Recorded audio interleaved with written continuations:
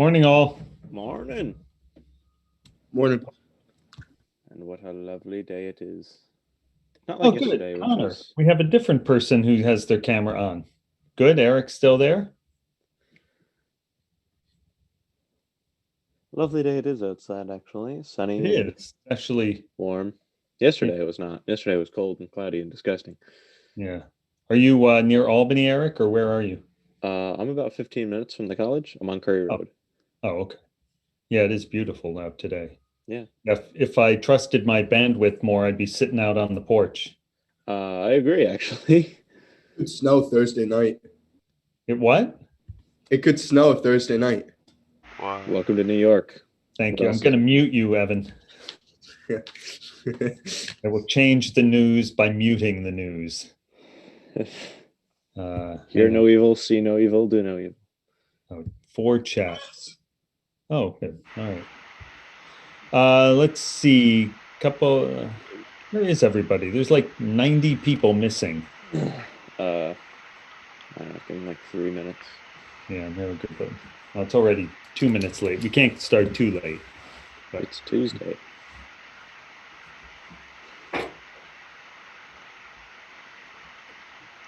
Can I bring up two things real quick? sure. So the first thing is about the quiz solutions. I talked Yeah. to Selman yesterday, and he said that supposedly Nick was supposed to upload them after he was done grading them all, and they're still not up. So I Oh, was okay. Yeah, send me just so I don't forget to remind him. Do you want to just not all 100 of you, just Eric? Is that Eric who's? Mm-hmm. Yeah, just send me an email and that'll remind me to send him an email and say, okay, hurry up and post those. Okay. And the second thing is on the syllabus, there's a mistake. Oh, yeah? Mm-hmm. For the Where? last quiz, half the class would be taking it, and then the other half would not be taking it.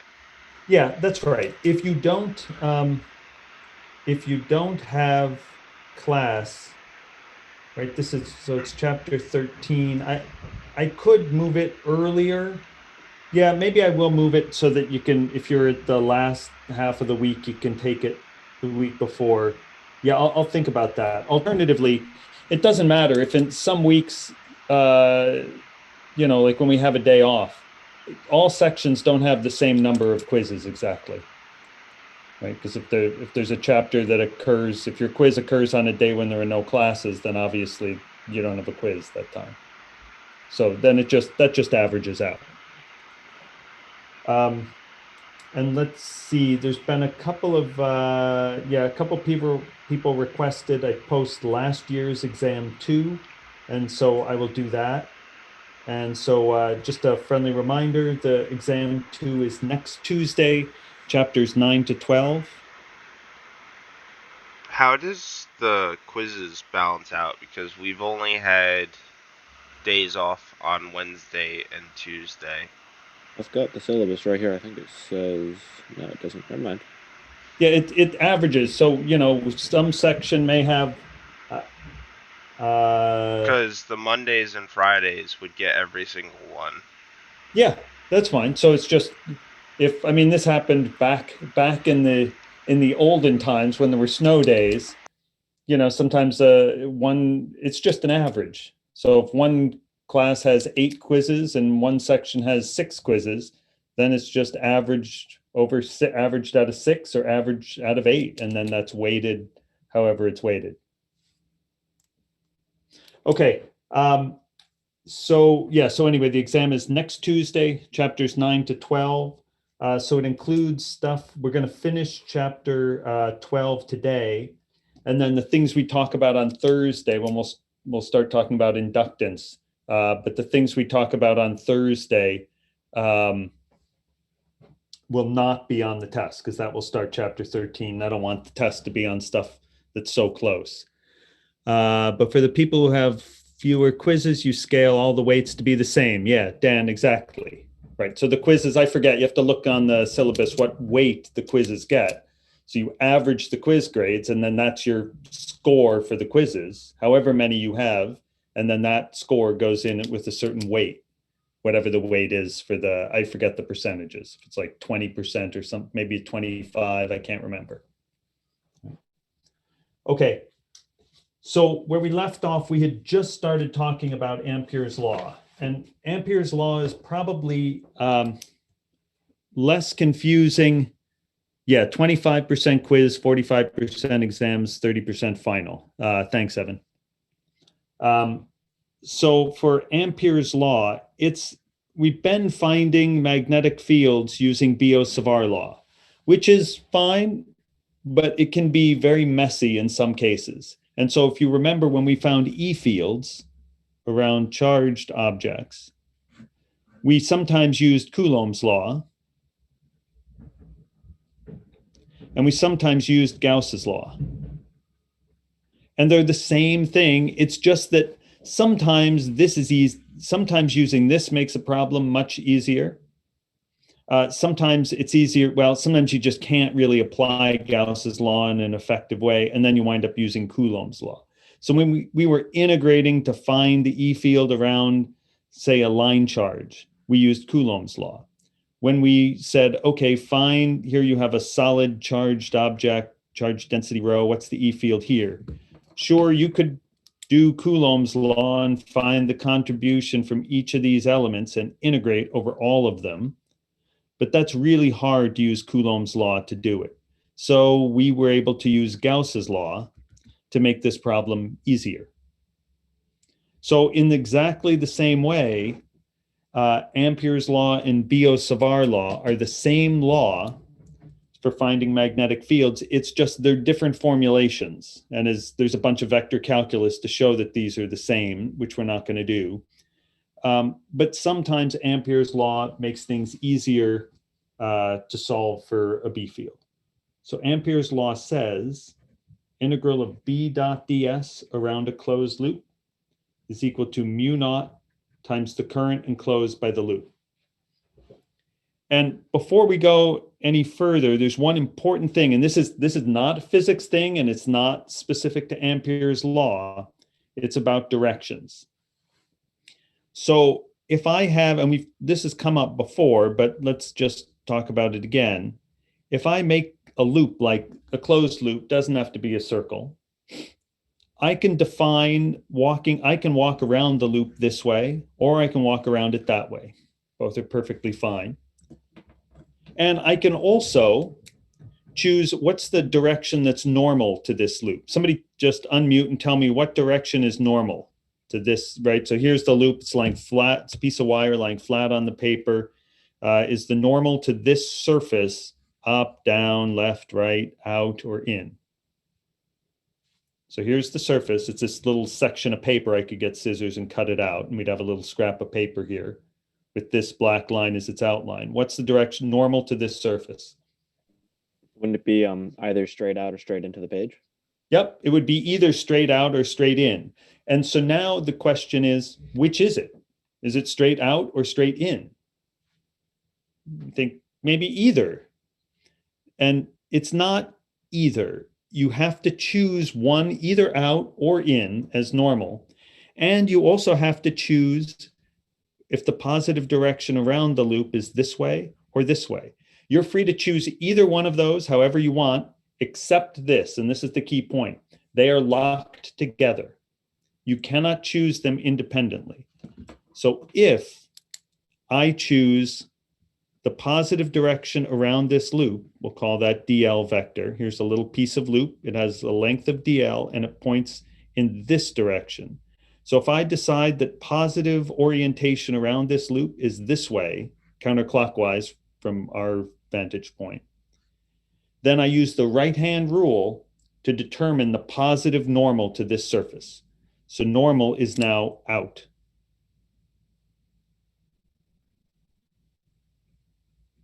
I don't have to choose normal as out, but once I choose positive orientation to be this way, then the normal is chosen for me. I can't choose them independently. It would be wrong to say this is DL and the normal is into the page. It's fine like this. It's also fine just to do this, to say DL points this way, right? So it's coming around this way now. And using my right-hand rule, if I want DL to go this way, normal is now into the page. So normal is in. And that's not an Ampere's law thing. That's just a mathematical definition of surfaces and orientations around surfaces. And Okay. all of this direction stuff that we're going over, that's the ds in the equation? Yes, ds or dl. Yes, thank you. Yep. What else? Other questions or things I've done in a confusing way? Where is that direction in the equation? Like ds is like the direction on the outside, like which way you're following. Then where's the direction? Yeah, I mean, it's a little unclear because we haven't quite really done examples of this. So give me a minute. We'll get into, where is ds on a thing. All right. So, so what does Ampere's law tell us? That let's suppose that we have let's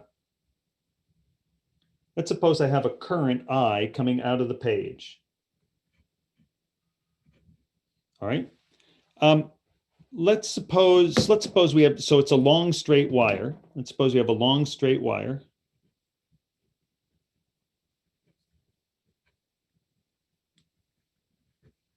With current I coming out of page.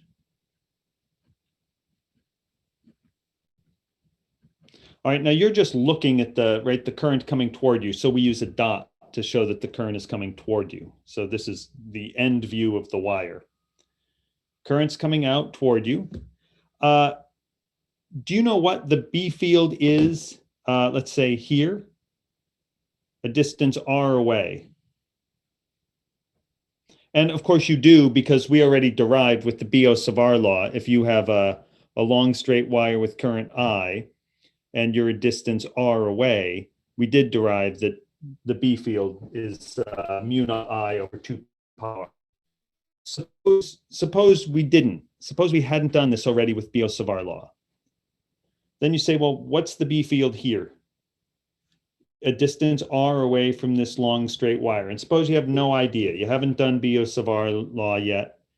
And you say, look, I don't know what the B field is here, but whatever it is here, I know for sure it's the same value here at some other distance r away, distance r away, but a different angle. Because obviously, you don't need to take a physics class to know if I have a wire like this carrying current this way, the B field here and here and here and all of these places around it have to be the same. Because if they weren't, like let's suppose it was largest here, you would say, well, what's magical about the direction? What is this, north? Is it somehow tied to that? And what if I'm in outer space? Is it still always largest in some specific direction? It can't be. So by symmetry, what you know is that the B field's value, whatever it is, it's the same everywhere on this circle for all the points that are a distance r away from that wire. Okay. So Biot-Savart law tells us, and we know, Ampere's law tells us that the integral of B dot ds around this loop is equal to mu naught times the current enclosed by the loop.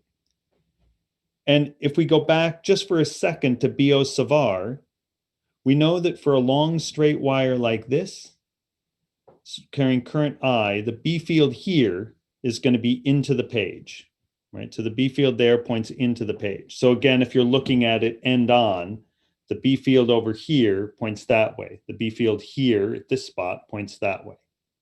Over here, the B field points this way. Again, the current's coming toward you. So what I know is that the B field at this spot points this way, but I don't know how big it is because I forgot. I don't want to do that crazy integral we did again. So I just know there's some B field here and it points that way. There's some B field here and it points this way. And similarly all the way around. There's a B field here and it points that way. And I know the size of the B field at all of these 3 points and at all the points on this circle are identical. The strength, the size of the B field is the same. So, okay, so let's see what Ampere's law tells us.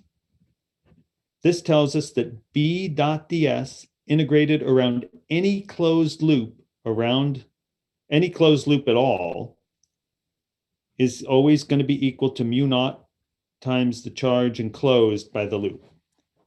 So in this case, I know B is the same value everywhere on this loop. And I also know I'm going to choose. So we're getting to this part. I'm going to choose my direction to walk around the loop. I'm going to walk that way. So ds vector is a small little piece of the circle, my imaginary circle, that points this way and has a length ds. And I know that B here points that same way. So the integral of B dot ds around this closed loop is equal to B, magnitude of the B field here. I don't know what it is, but it's something. So I'll just leave it unknown for now. B times ds times cosine of the angle between them. They point in the same way for all points along here. So that's going to be cosine of 0, which is 1. So I have to integrate this all the way around the loop, and that's equal to mu naught times the current enclosed. And we'll get to this side in a minute. So questions so far?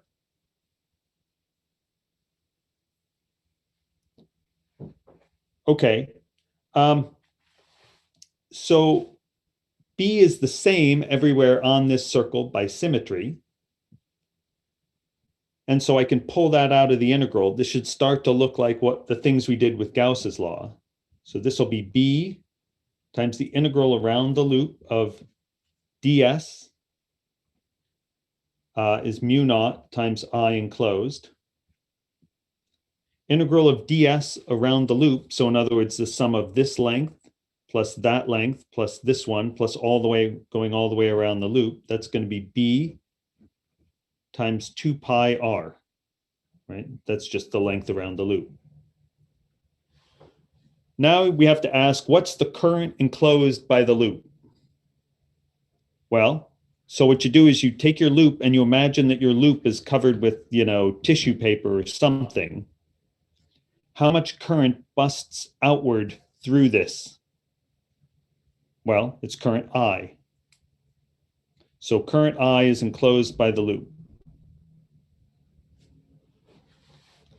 So that tells you, now dividing, that tells you that B is equal to mu naught I over 2 pi r. So that is the size of the B field here. It's just like what we did with Gauss's law for a solid sphere. You did integral of E dot dA over this surface is the charge enclosed over epsilon naught. And we said E is the same everywhere here. And so we pulled it out of the integral and had a 4 pi r squared for the surface area and did division rather than integration. And we got the E field. So here we get the B field like this. So this was much shorter than the Biot-Savart approach, where we had to find this element and use ds cross r over r squared. And then we had a trig integral to do. And we integrated from 0 to infinity and doubled the answer. So that was quite a bit harder than just this. In the same way that there's nothing wrong with using Coulomb's law to find the E field here around a sphere, but it's a lot harder than using Gauss's law. Okay, so we went kind of fast through that. So let's stop and you think about questions for a second. Question. Yeah. Is ds always 2 pi r, or does it change based off the shape of this? Depends on the shape that you're using. So it's 2 pi r in this case because the integral of ds is, well, this length plus that plus that. It's the length around our closed loop. And so in that case, it's 2 pi r. But wouldn't it always be like a cylinder going up around the wire? Not always, no.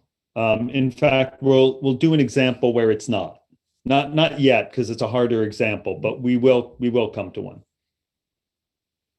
But yeah, for this, right? If you're right that if you're doing the E field around a wire or a cylinder carrying current, if you had a solid cylinder like this, carrying current like this, then again you would have a loop, and you would have a 2 pi r in there, but you won't always. Just like in Gauss's law, if you have a point charge or something spherically symmetric, you surround it with a spherical shell and you wind up with a 4 pi r squared. But not every Gauss's law problem is spherically symmetric. Right? You know, like the E field around a line charge, we used a cylinder, pi r squared in there anymore. So it depends on the geometry. Will we always be using Ampere's law, or would be situations where we'd use Biot-Savart law? Yeah, Daniel, it depends. Just like sometimes you use Gauss's law, sometimes you use Coulomb's law. It depends on the situation. If it's highly symmetric, you can often use Gauss's law. If it's highly symmetric, you can often use Ampere's law. And when you can, Ampere's law is a lot easier than Biot-Savart, just like Gauss's law is easier than Coulomb's law. Is mu naught a constant, or would it be given? Mu naught's a constant. It's the same mu, the permeability of free space. So ds represents the length enclosing the point. No, ds represents a small section of the loop. Oh, I guess that's what you're asking. Yeah, ds represents the integral of ds is the length of this thing that's enclosing the point, the line charge. ds is a small piece of it. Does that make sense, Fee? I have a question. So, like Gauss's law, each side of the equation is the electric flux. What is that for Ampere's law? That's a good question, right? This is the that's a good question. I don't know of a specific name, like integral of E dot dA is electric flux. Integral of B dot ds, I don't know that gets its own name, because there is magnetic flux, which we'll come to later. But again, that's B dot dA, the magnetic flux through the magnetic field times the surface area. So it's a good question. I don't know if this gets its own name, not one that I know of. Okay. Is the Biot-Savart law the charge times velocity crossed with the electric field? No. Biot-Savart law is the mu naught I 4 pi, right, that we've been doing. Professor, is there a large truck backing up outside your house? No, I don't hear anything. Does anybody else hear anything? Someone It's must be. just you, Eric. Maybe it's outside my house.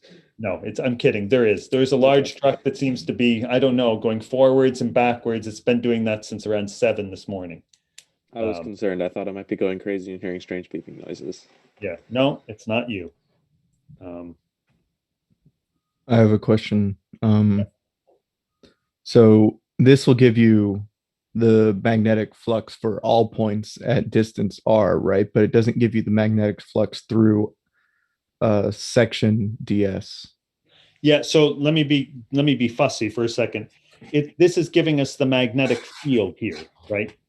Okay. The flux we will be talking about magnetic flux. We just haven't yet.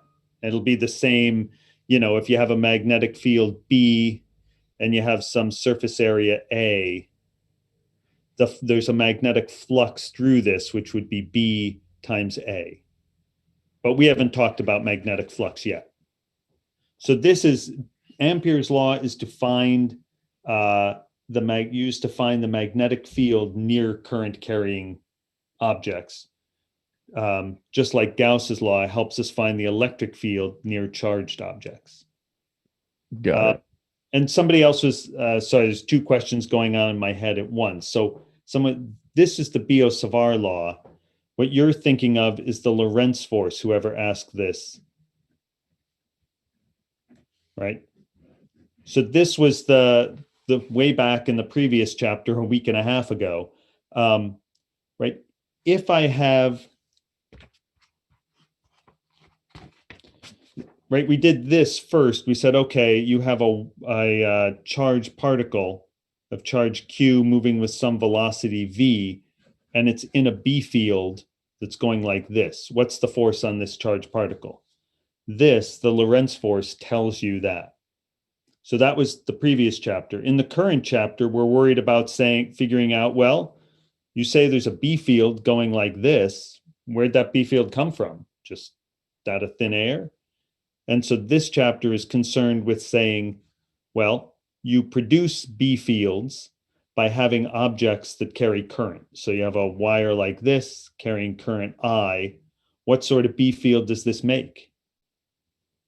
And then we've learned the first thing we learned is that you could find the B field near a near a current carrying object using Biot-Savart. And this is fine. It's just, it can be messy. These integrals can be hard to do. And so now we're saying, look, in some cases where it's nice and symmetric, it's actually a lot easier to use a different form of Biot-Savart law. And this is called Ampere's law. And with some vector calculus, which we're not going to do, you can show that these two things are the same law. This isn't new physics. Just like you can show with some vector calculus that Coulomb's law and Gauss's law are identical. They're just different forms of the same thing. But that you don't have to know how to, or understand how to go back and forth between these two, or how these are equivalent. That's just because many of you don't have the vector calc to do that yet. Okay, so questions on sort of the roadmap of where we are, or questions specifically about, this? Last question on the roadmap. Where does the force equals ILB come from? Yeah, that came from this, right? So again, that was if you're trying to organize these things where they are in your head, which is a good thing to do. We went back in the previous chapter, we started with this, which is experimentally verified. That's not we didn't derive this. So from here, we said, oh, if you have a wire, if we know charged particles that move with speed V in a magnetic field B feel this force, then it would make sense that an object that was carrying current I in a B, and there was a B field going like this, it would make sense that this current carrying wire would feel a force, because really that current carrying wire, if it's carrying a current, that means it has a bunch of charges that are moving with some velocity.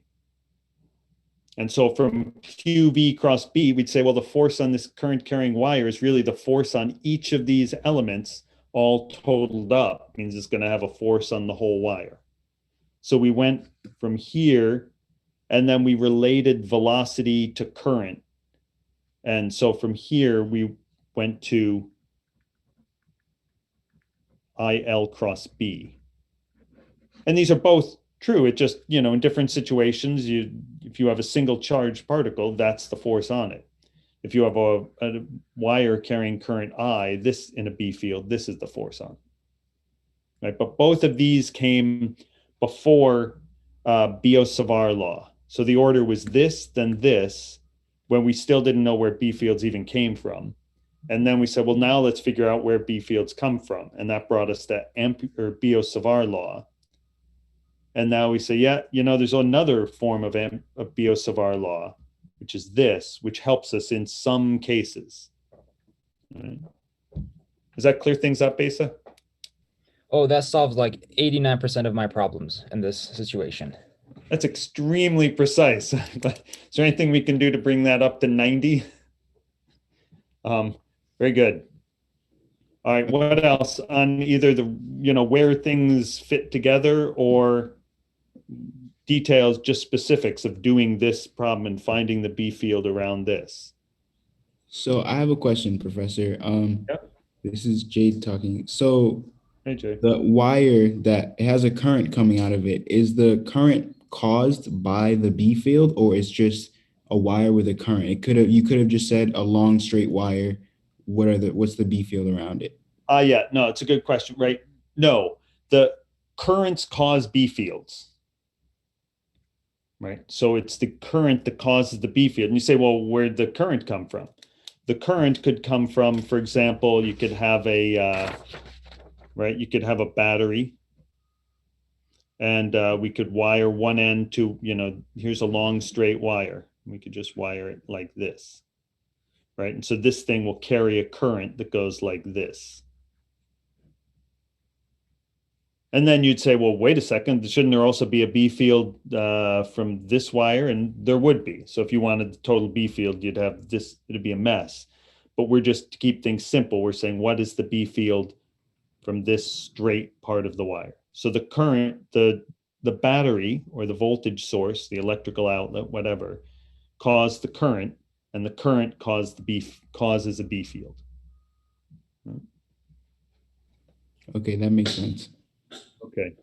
What else? Other things before we're going to do a little more with this, but we're going to Will we ever be doing a case with a wire of a certain length instead of an infinitely long wire? Yeah. So if the wire has a finite length, it's a little trickier because it's a little trickier, and it's only true if the B field is only this if you're not too close to the end of the wire. As you get close to the end, it gets more complicated. So this can apply if it's like a long wire, but we're in the center. But if we're at the end, it gets weird. Yeah, or if it's long compared to where you are. Okay, other things on this? We're going to do a little more with this example, but specifics on this before we go on. Okay, so let's suppose I want to keep this here.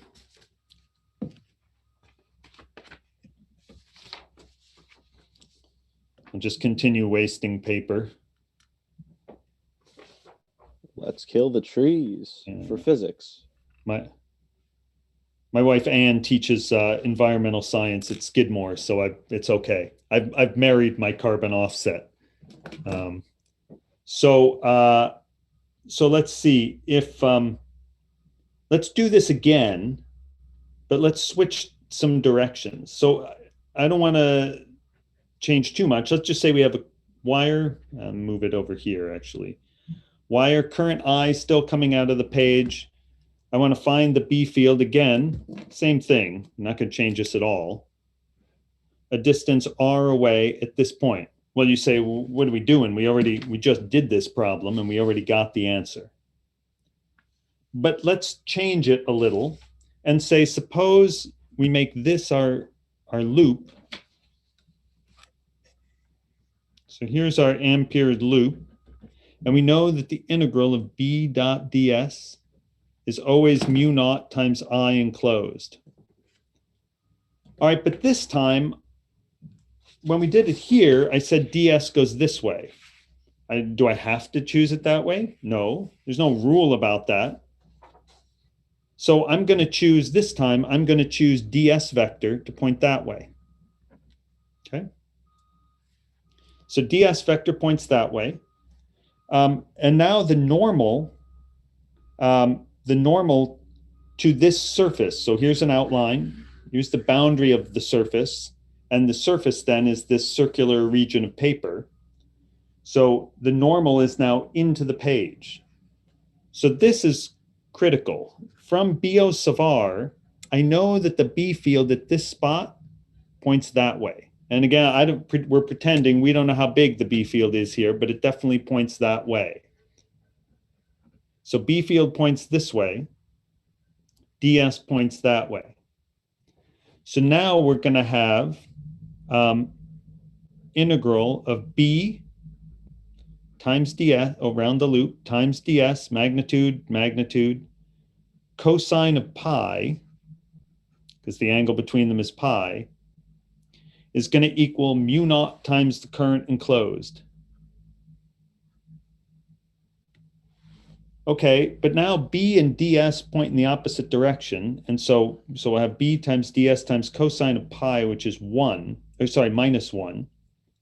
And so we're going to have minus B times, right? So I'm going to pull the -1 out and the b out because b is the same everywhere on that loop.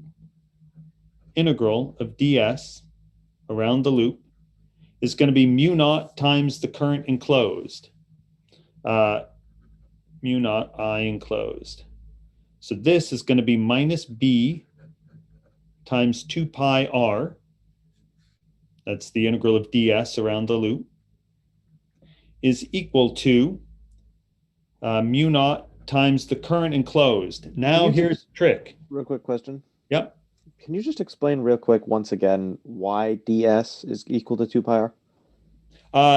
The integral of ds around the loop is 2 pi r because if I say, well, all right, the length of ds here is, well, the length of this segment is ds.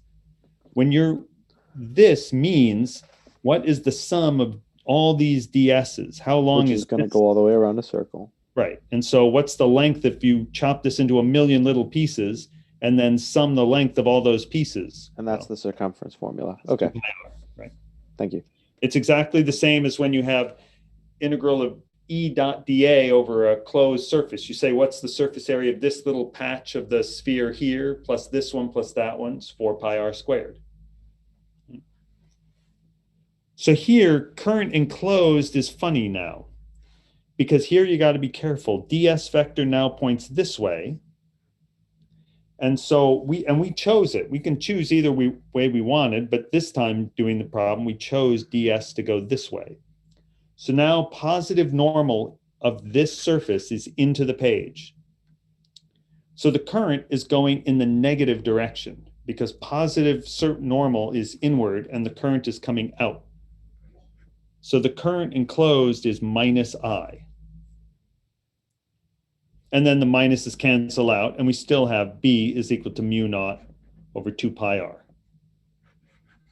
So obviously the answer doesn't change, which, sorry, I forgot the I here, right? I divide by that.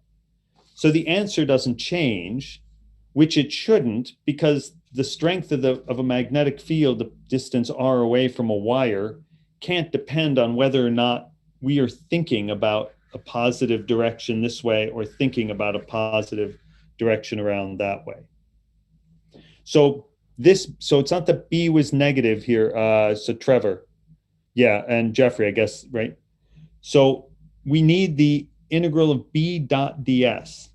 So if I choose ds to be positive this way, then when I do this dot product, I get B magnitude of this times magnitude of this times cosine of the angle between them. And so that's going to be magnitude of that is this. Magnitude of ds vector is ds. The angle between them is pi. So we need cosine of pi, which is -1. And so then I brought the minus out here. Okay. And I know that B is going this way because I go back to Biot-Savart law and I say, look, if I have a current, let's look at this from the side view now. If I have a current going up, we're just looking at this wire from the side, using the right-hand rule, I know the B field here is into the page, the B field here is out of the page, the B field up here is to the right.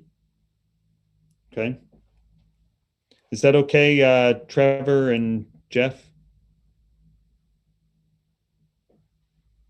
Okay.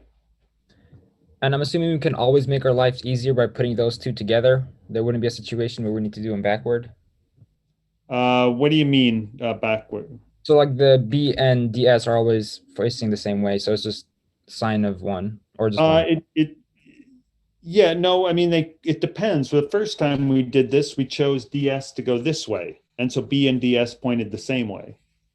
This time we chose DS to go that way. And so B and DS were opposite. So that's the part we choose the direction of DS.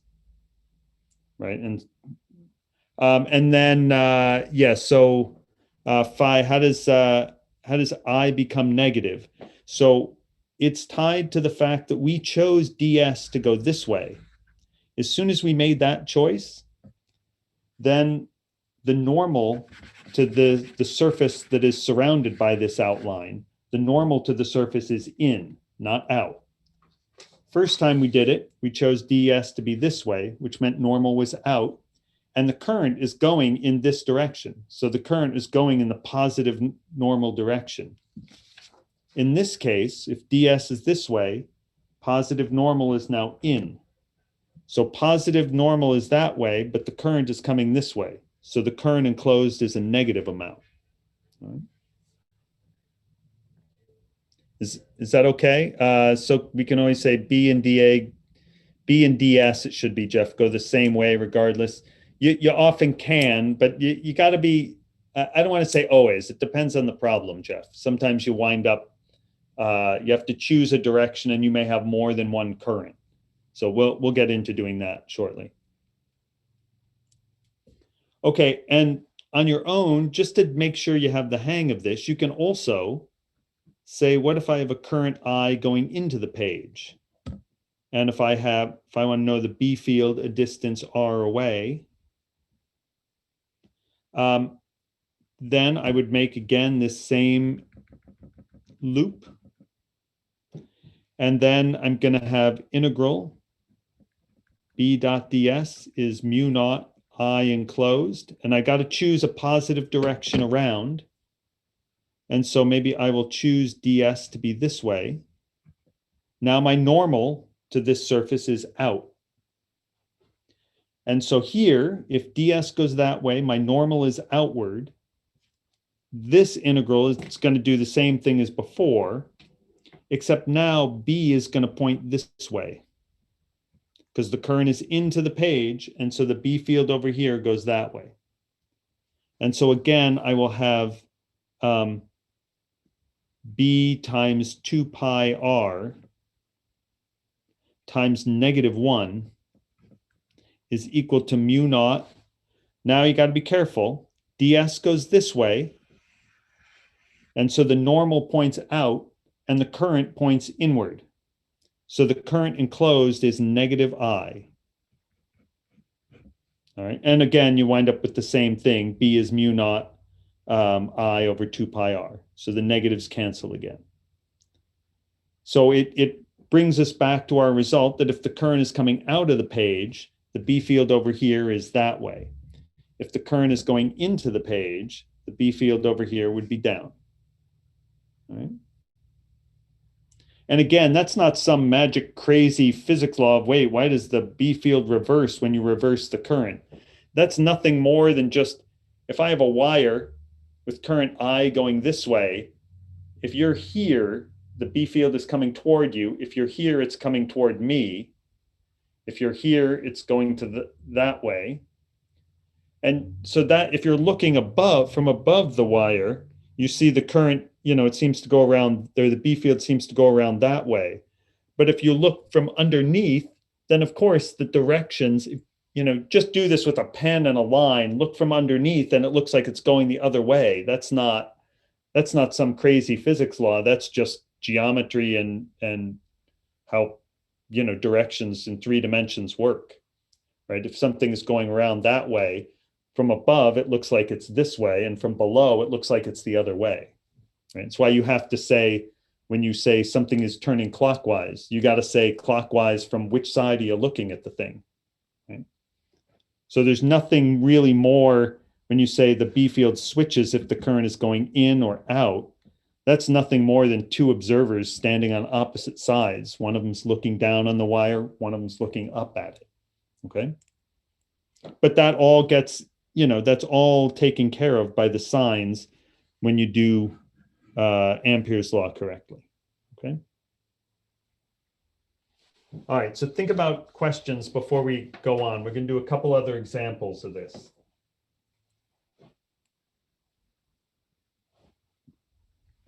Yeah, why I is negative in this case, Farhan, because if ds goes this way, which we chose, the normal is out of the page. It's locked to the direction of positive orientation. So if the normal is out and the current is going in, the current is going opposite the direction of the positive normal. And so it's negative current. Right? If we chose ds to go that way, the current would be positive. but then B and DS would lie in the same direction. And so the signs will keep flipping to match each other on both sides, which is why you have to have this direction consistent with the normal direction, because the direction you walk around controls the sign of this, and the direction of the normal controls the sign of that side. Tells you whether I enclosed will be positive or negative. Okay. Such thing as a negative B field? No. No more than like, is there a negative velocity? It can be, if you define this way to be positive, then I guess the B field is negative something Z hat. Right? If this is Z and I have a B field like this, it would be negative something Z hat. But its magnitude can't be negative. Accidentally did the problem the other way. Yeah, yes, it would be safe, except to flip the sign, except you got to be careful. One way or the other, you have to get the direction right. So in this case, if the B field is coming out, or sorry, the current is coming out, you'd need to know that the B field here goes that way. If you want to call this, if this is the Z direction, you have to know that the B field here was something positive Z hat. But yeah, if you can take care of the signs at the end, but I wouldn't recommend just saying, yeah, there's some craziness with signs, I'll just flip everything at the end, because this same principle of tying the direction to the normal, when we do induced electric fields, then it won't work. You have to be able to understand how the signs work for that later thing we're going to get to. Right? But yeah, I guess for now. So like right now we're using the circumference of a circle for DS, right? If we ever get to like where we start using like the surface area, how would we choose the normal? You're not using not the surface area. Because Ampere's law is really, it's the integral, it's a line integral, not a surface integral. Oh, okay, my fault. So that's a difference. With Gauss's law, you had E dot dA, sorry. And so on the right side, on the left side, you had E dot dA. And so here you're integrating how much flux is passing through a closed surface. Here you're asking how much current is passing through a line that forms a surface, right? So the surface here is open, the surface here is closed, right? This is a basketball, this is like a drum head. Right? Okay, so other questions so far? Okay, so let's just, as a side thing for a second here, if I have let's say a wire carrying current I coming out of the page, and I imagine this odd shape line like that, and I'll call this positive DS vector.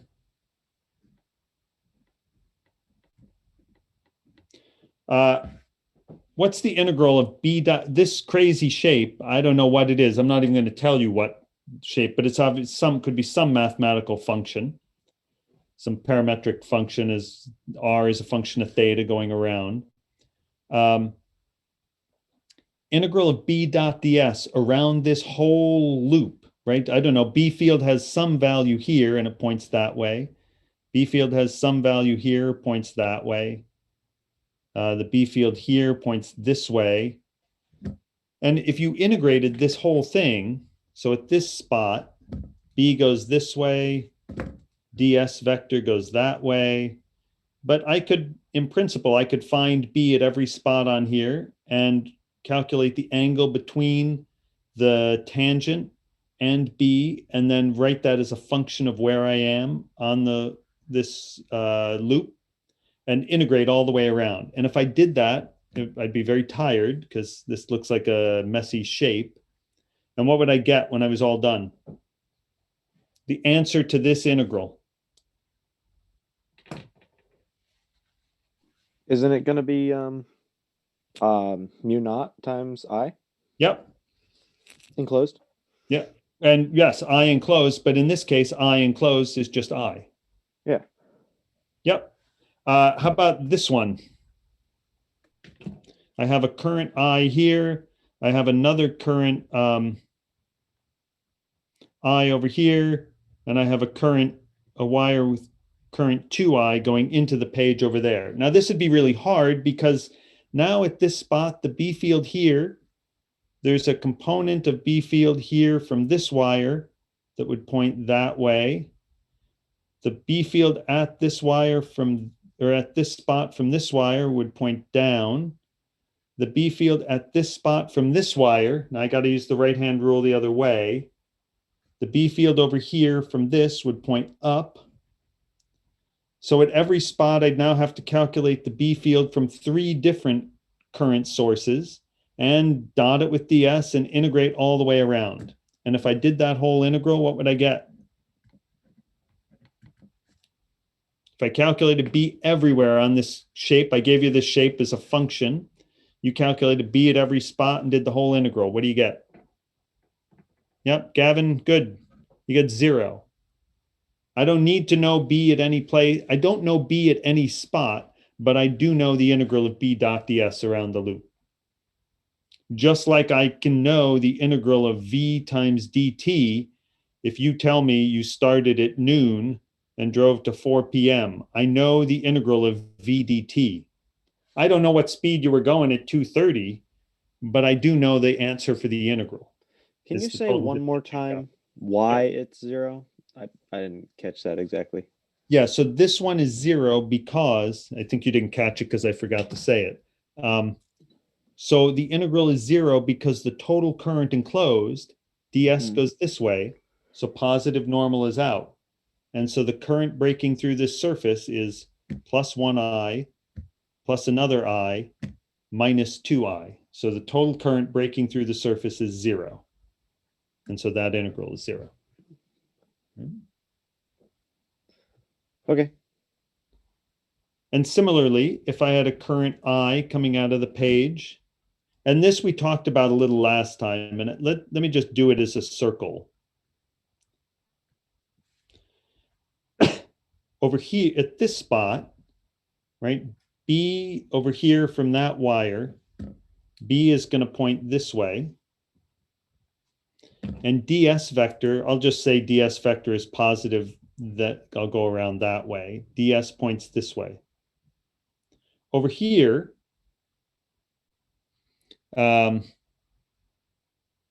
right? B points this way, because right, I'm still to the right of this wire, and so the current's going like that. So the B field everywhere on this right side points up.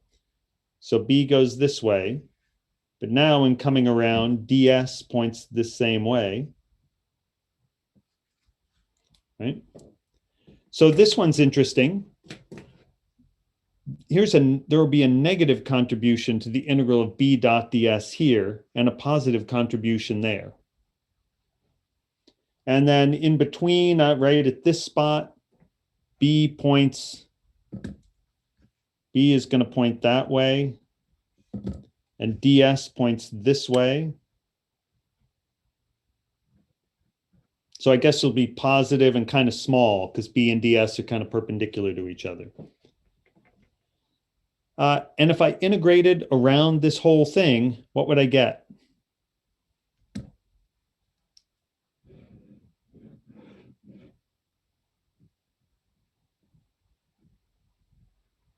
Integral of B dot ds around that whole loop, what is it? Would it again be 0? Yep, why? Because all of the B fields would end up canceling each other. Well, maybe, but I mean, you don't know. There's definitely some positive contributions and some negatives, but how do you know they'll cancel exactly perfectly? Because it's a circle. Okay, but what if it weren't a circle? What if I made like a weird shape like that? Would it be similar to the above problem? Yeah, Is it because there's no current at all in the circle? right. Well, there's certainly current. The current is here, but there's no current enclosed. Right? Ampere's law says the integral of B dot ds around any closed shape, doesn't have to be a circle, is always going to be equal to mu naught times the current that's inside that breaks through the outline.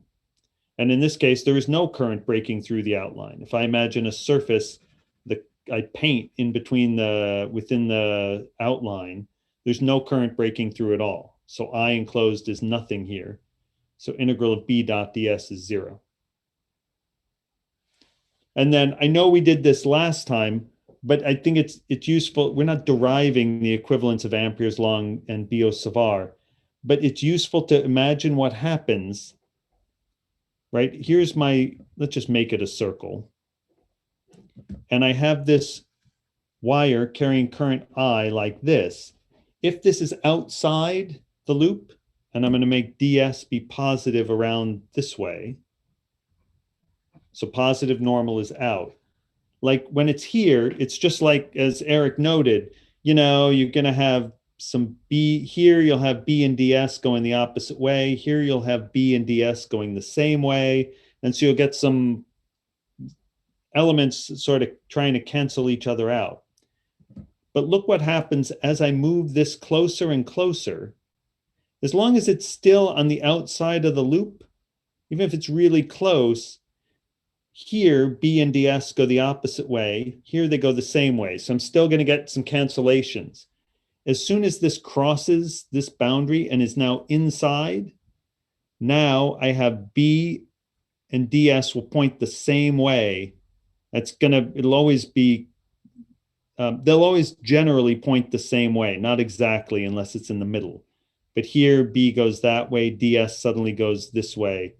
And so as soon as you jump this boundary line and this is enclosed, now your integral is not going to be 0. All your contributions will be positive as soon as this is inside. When it's outside, you've got elements working against each other. All right. So just try it when you're picturing directions.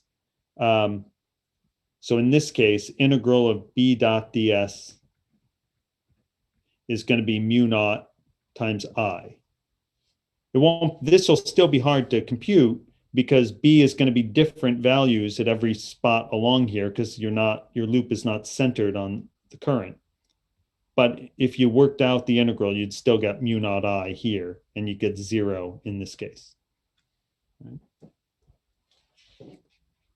Okay, so think about other questions before we go on. For the top part of the equation, when we're doing the multiple I one, I understand that's 0.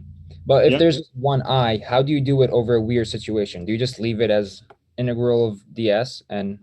Right. Yes. If you had like a weird shape like this, Ampere's law, just like Gauss's law, is always true, sometimes useful. So if I have this and I have a current I coming out of the page, yes, it's definitely true that the integral of B dot ds around this loop is equal to mu naught times current enclosed is I. Great. You know the answer to this integral, and then you think, so what? This is the answer. This is the answer to this integral, but it doesn't really help you find the B field at any spot. If you had a wire coming straight out of the page, you can make Ampere's law be useful in this case by deciding you're going to draw a circle around it.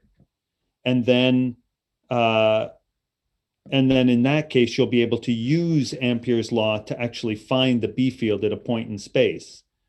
But Ampere's law in principle is always true. Just like way back when I say if I pour 1 liter per second of water down onto this spot, and if I say, what's the total amount of water, and I'm doing this like for hours, there's a 1 liter per second that's hitting this spot and flowing out continuously all afternoon.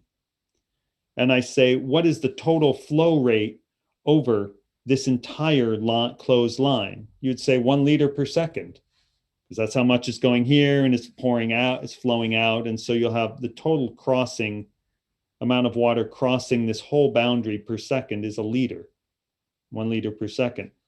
Then yeah, so great. You know that. That doesn't help you find out exactly how much water is, crossing a little line segment here. But in principle, so you know the integral without knowing the value here. So that's the same thing as this. You can have a crazy shape, you know the integral, but it doesn't help you find the B field at any one spot on this. But if you use a wise shape, you can use this fact to find the B field at a spot. Just like with the water example, if you imagined a circle, you could use it to find out how much water poured through a little hole drilled some distance away from the spot. Right? Does that make sense? I was such a long-winded answer, I forgot who asked the question. Okay. How does the problem if the change if the current passes through the loop going on a different axis?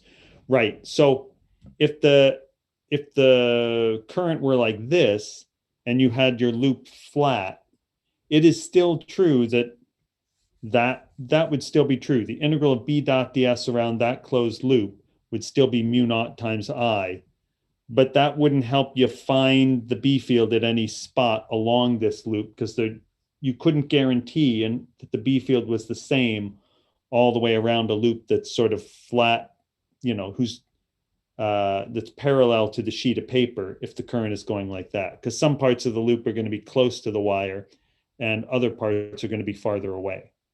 But so the integral would be the same, but it wouldn't help you find the B field. Okay. So we can use an imaginary shape like a circle to find the B field one specific spot in the original weird shape. Yes, Daniel, that's a very good point. That's exactly what you would do. If you made a weird shape like this, you would say, yeah, that integral's true, but what's the B field here? And then you'd do exactly what you said. You'd make a circle like this, and then you'd use that circle to find the B field here. Just like in the water case, you could have a weird shape, and then you could imagine a circle around this to find the flow rate over that spot. Yep, so it's exactly right. Okay, other questions so far? Okay, let's try another example of this.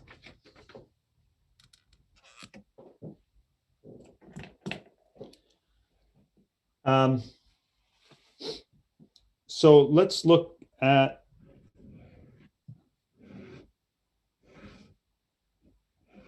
a solid cylinder that carries current I uniformly up through it, and it has a radius of capital R.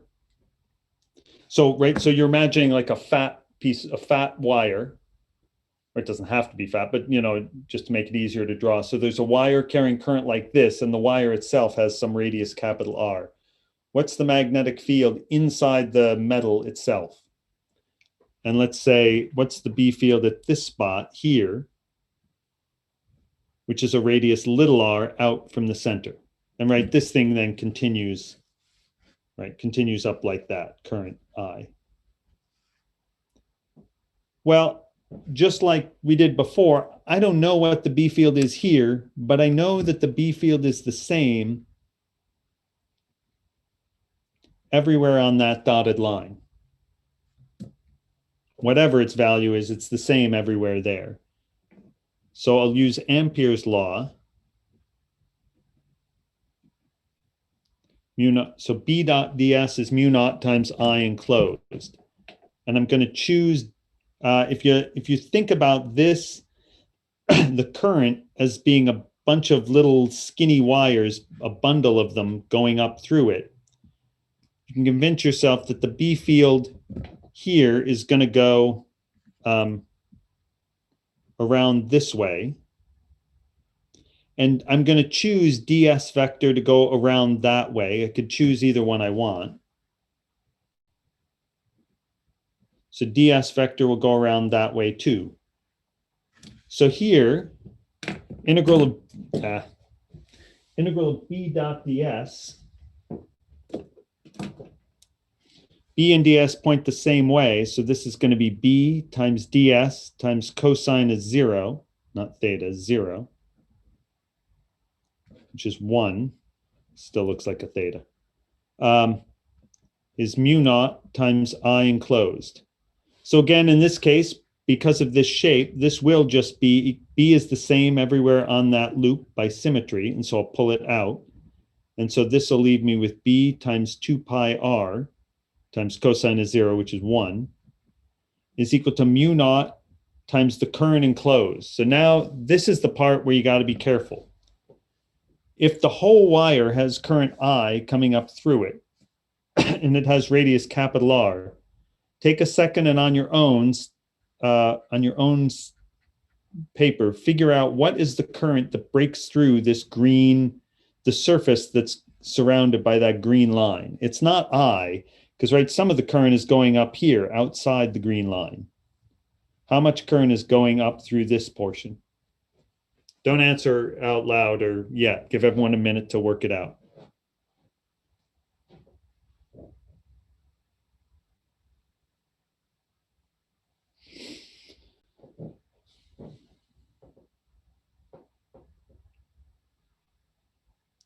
All right, anybody have an idea? Is it pi little r squared divided by pi big R squared? Yeah, basically yes, but you're forgetting the big obvious thing, right? Because that wouldn't have, this would be unitless. What? Oh, I don't know. Yeah, exactly. Very good. Thank you. So why is that the answer? Why does that make sense? You're the same person or somebody else. Oh, it makes sense because you find I through the whole thing, which is the bottom half of the denominator, and then you just find the ratio for the smaller circle. Yeah, it's just, In other words, is it part over whole? That's essentially how I thought of it, part over whole. yep. It's the whole current times, but that's the current passing through this circle. But you don't want the current passing through the black circle. You want only through this. And so what fraction of this surface area is covered by that? It's just that. So it's In a just I sense, times square. When we think of like those volume problems where we want just a portion of the volume over that, is that like in a good way to look at it in a sense? Yes, it's a perfect way. It's Okay. exactly, in fact, I was gonna say that, but you beat me to it, right? So it's the same thing when you say, what's the charge enclosed in radius R if the whole sphere has radius capital R?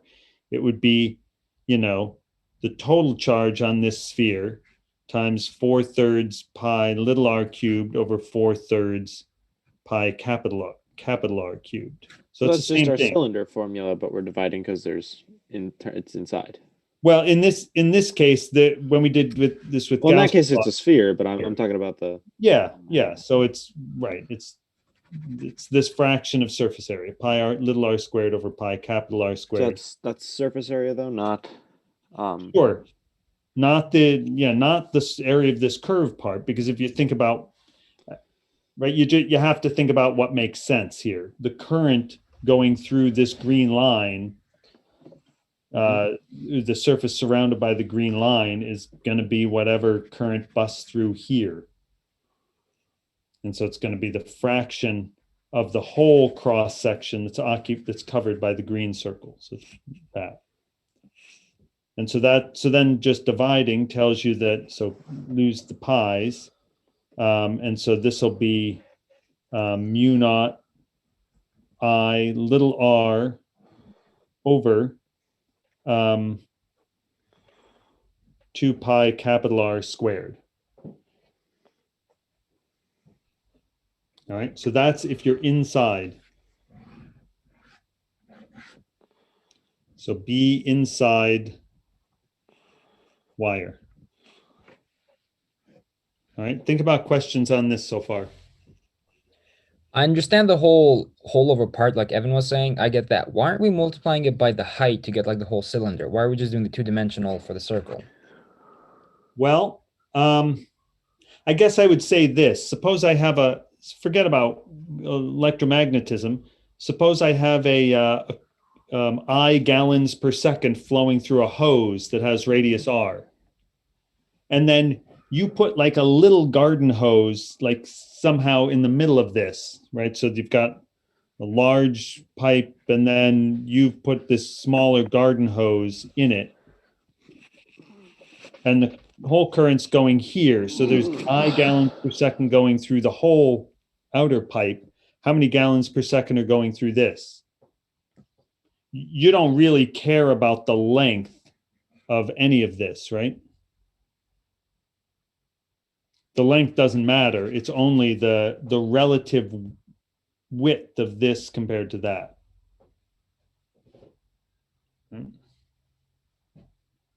Okay. Does that make sense? Whoever, and it's hard for me to tell sometimes who asks questions. Yes, it does. Now I get it. Yeah. All right. Professor, did you mean like be inside the cylinder or is it wire? Well, I really should say cylinder, I guess. You can say either. You can say it's a fat wire radius R, but I guess I started by saying cylinder. Okay. Yeah, thank you. Okay, so let's do one last example, and this one's a little different. And we may have to finish this one we'll go through it quickly now, and then we're going to go through it again more slowly. So what I'm intending to draw here is a solenoid, aka slinky. And I mean for this to be like compressed, like an actual slinky where, it's close packed. It's not like a spring where it's extended, right? So if you're looking at the edge, it really looks like this, right? So it's all packed together. But just for our purposes, it's easier to look at things if I don't draw it so densely. So the question is, what's the B field here?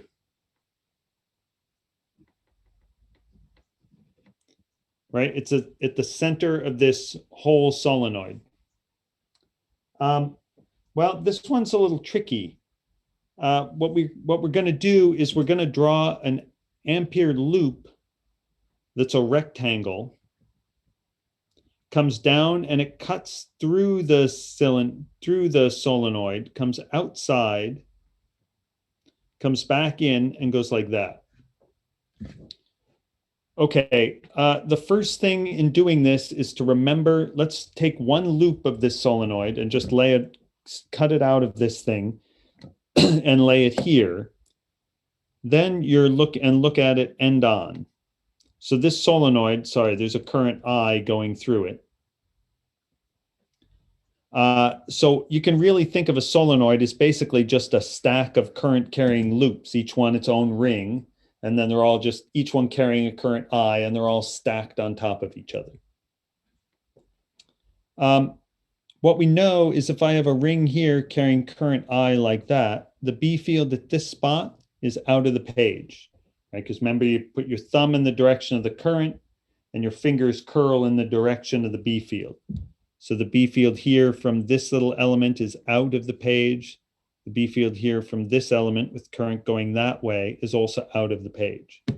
So the B field here from that whole ring is outward. If you're outside and if you're not too close, then the B field out here is going to be 0. And you say, well, why is that? Well, because if you're outside, the B field here from this element and the B field here from this element will cancel. Because the B field from this element, you're here and you have current going down. And so the B field over here from this element is into the page. The B field here from this element, right? This sees this as a little piece of wire with current going up. So the B field here from this element is out of the page. And so these two tend to knock each other out if this loop is not too big, right? So that you're not worried about the fact that you're closer to this side than that side. So it doesn't exactly cancel, but it approximately cancels outside. Okay, so that's a fact we're going to use in just a minute. So we're going to say that, look, outside of this ring, the B field is about 0. and inside it's something else. Right? Okay. And if you're inside, what you know is that the B field here comes straight out of the page. So now if I pick this up and I look sideways at this ring and then stack a whole bunch of them, that's what I have for a solenoid. So the B field in here, whatever its value is, I don't know its value yet, but whatever its value is, if my current goes like this, if my solenoid current is running so it's like this, then my B field inside here, whatever its value is, it's going to point that way. And it's going to be the same value everywhere on this line, assuming this is a long solenoid by symmetry. So the B field has some value in here, and that's what I'm looking for. And I don't know what it is, but I know it's the same at all points on that line. And Ampere's law tells us it's mu naught times I enclosed.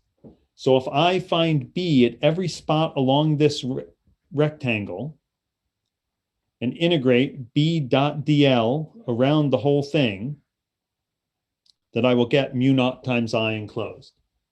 So let's try to do that. Integral of B dot ds around the loop is mu naught times I enclosed. All right, so this one, both sides are a little tricky in this case. So let's work on the left side. For this leg, I'm going to have B going this way. And let's say I choose, so B goes that way. And let's just choose ds, our positive direction, to go around this loop to be that way. So for this leg, B and ds are parallel to each other. For this leg, at least this part in here, B goes this way, ds vector goes that way.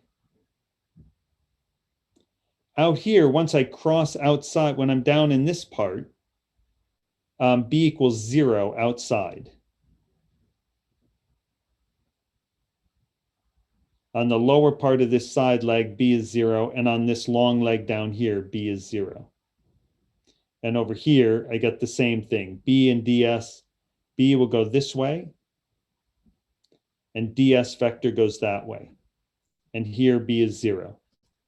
So the point of all of this is that if this thing has a length of L, integral of B dot ds along this whole line is just going to be B times L, this length. Because here it's B times ds, and B is the same everywhere on here, so I pull it outside the integral. And this gives me then B times the integral of ds for all along here, which is just the length of that leg. And then here, B and ds, right? B and ds are perpendicular, and so it contributes nothing. Integral of B dot ds along that leg is 0. And all of this part, B is equal to 0 outside. And so integral of B dot dl is nothing here and nothing there because B and dl are perpendicular. So the result of this whole integral is just B times L. Okay, and on the right-hand side, now you got to figure out, this one's a little tricky too. How much current breaks through if you imagine tissue paper covering this, everything inside this red rectangle? How much current breaks through? I need mu naught times the total current enclosed. If ds goes this way, positive normal is into the page, and the current is each one of these, think of each one of these rings of the solenoid has current I that punches through. So it's this I plus I plus I plus I plus another I. Right? So this is going to be mu naught times, now this I'll explain in a second, little n times L. Or actually, sorry, let me do one more step, sorry. It's going to be mu naught, the current breaking through this is going to be mu naught times the current in one ring, which is I, times the number of rings that break through in between here and there. So we'll call that capital N.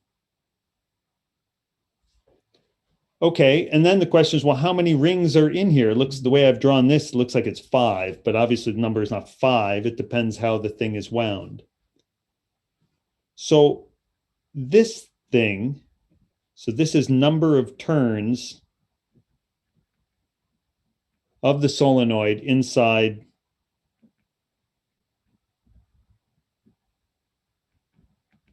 in the rectangle. So that's going to be mu naught times I. The number of turns in the rectangle is going to be, I can rewrite this as little n times L. So when you look in your book, they'll write it as little n times L, where little n is what's called the winding number. So this is how many turns there are per meter. Meaning if I take a slinky, and I can't find, I stole the kids' slinkies that we gave them when they were little for Christmas, and I lost one of them, and now there's another one somewhere. I haven't lost that one yet. So if you have it, and you have it as a stack here, you can count how many turns. You could grab a 1 centimeter section of your slinky and just count how many turns there are within that 1 centimeter and multiply it by 100. And that's how many turns there are in a meter long section of a slinky. And that's what little n is, and that's called the winding number. And then there's L. Could it also be like 2 pi r over L? No, not for winding number. No, winding number is basically how dense, it's a count. How many loops are there for every meter long of your solenoid? So according to Ampere's law, these two things are the same. They're equal. And so the little l's cancel out, and that leaves us with B is mu naught times I times little n. And I know I rushed through this example, and we will do it. We'll review it again on Thursday. Yeah, so rail guns, we will get to rail guns later. So, all right, have a good afternoon. I'll see you on Thursday or in office hours. Have a good one, Professor. Bye, all.